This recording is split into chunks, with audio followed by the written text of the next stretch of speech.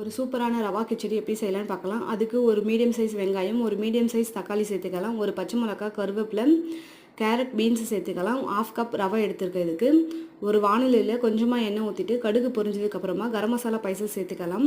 Cut பண்ணி வச்ச வெங்காயத்தை சேர்த்து நல்லா வதக்கிட்டு அது கூட கருவேப்பிலை, பச்சை மிளகாய் சேர்த்து நல்லா மிக்ஸ் பண்ணி எடுத்துக்கலாம். கோல்டன் கலர் வந்ததுக்கப்புறமா 1 ஸ்பூன் இஞ்சி பூண்டு பேஸ்ட்டு சேர்த்து நல்லா வதக்கி எடுத்துக்கலாம். வதக்கினதுக்கப்புறமா ஒரு தக்காளி கட் பண்ணி சேர்த்துக்கலாம். அது கூட 1/2 ஸ்பூன் உப்பு சேர்த்து நல்லா வதக்கி எடுத்துட்டோம்னா தக்காளி குழஞ்சி வந்துடும். குழஞ்சதுக்கப்புறமா கட் பண்ணி வச்ச கேரட், பீன்ஸு சேர்த்து நல்லா மிக்ஸ் பண்ணி எடுத்துக்கலாம். மிக்ஸ் பண்ணிவிட்டு அது கூட 1/2 ஸ்பூன் மஞ்சள் தூள் சேர்த்து அடுப்பை லோ ஃப்ளேம்லேயே வச்சு மூடி போட்டு ஒரு 10 நிமிஷம் வேக வச்சு எடுத்தோம்னா காயெல்லாம் சீக்கிரமாக வெந்து வந்துடும்.